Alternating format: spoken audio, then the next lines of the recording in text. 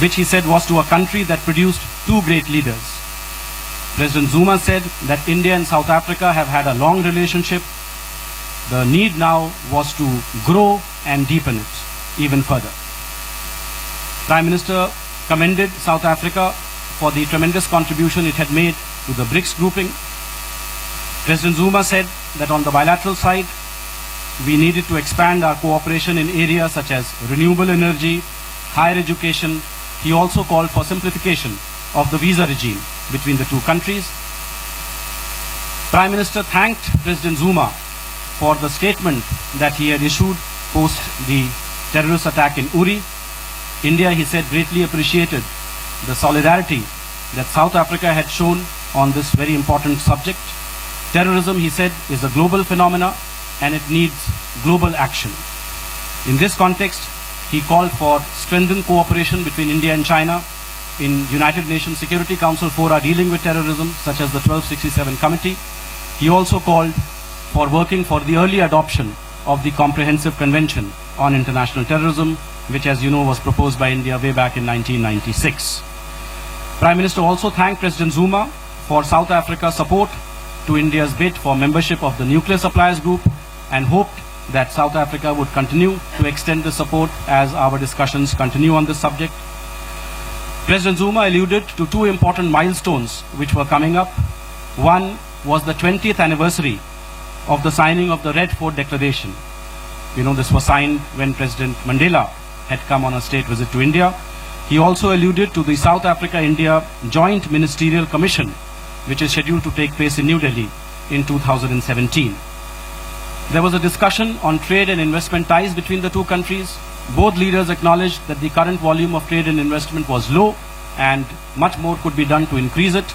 In this context, Prime Minister said that sectors such as minerals, energy, hydrocarbons were very promising areas. In particular, he said that South Africa's expertise in deep mining was something that India could utilize very, very profitably. Prime Minister then referred to the preferential trade agreement between India and the Southern African Customs Union. You know, this is the oldest customs union in the world, dating back to 1910. Our talks on the PTA have been hanging since 2007, and Prime Minister said that he had mentioned this during his visit to South Africa, and both sides needed to do more to conclude the negotiations on this important subject, which would increase India's trade and investment ties not just with South Africa but with all members of SACU. Both leaders also acknowledged the relevance of IBSA, India, Brazil, South Africa grouping, which, as you know, brings together three major democracies in three different continents, and said we must invigorate it and have more frequent meetings. So I think this was broadly the discussion in the context of South Africa, and the floor is now open for questions. Aditya.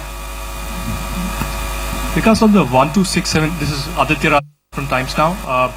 On the question of 1267 committee, Prime Minister, of course, highlighted that there should be some common ground. But has there been any kind of a presentation or any kind of evidence shared with China on the issue of Maulana Masood Azhar and the terror links and the evidences that India has already shared with Pakistan in this regard? And was there emphasis by the Prime Minister and also during the delegation talks that there should be condemnation, completely of the state sponsorship of terror, as he did during the G20 as well? I think India and China have maintained a continuous dialogue on the issue of terrorism. Ambassador will bear witness to the fact that at multiple levels this has been raised, including at the highest possible levels, including today, as I have just said. And I think the Chinese are very well aware of our concerns, of the need for us to, ensure that, globally designated terrorists are designated, globally notified terrorists are designated by the United Nations, through the designated mechanism.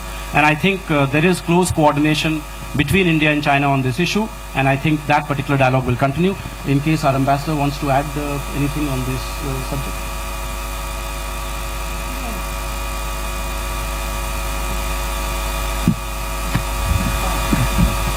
I think on counterterrorism, both leaders essentially agreed that this was a scourge for the region as a whole, not just for the two countries.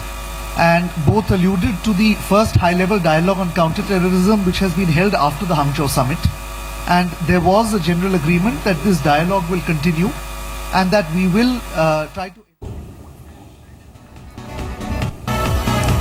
प्रधानमंत्री नरेंद्र मोदी की चीन के राष्ट्रपति Xi Jinping और south Africa के president Jacob जुमा के साथ मुलाकात हुई।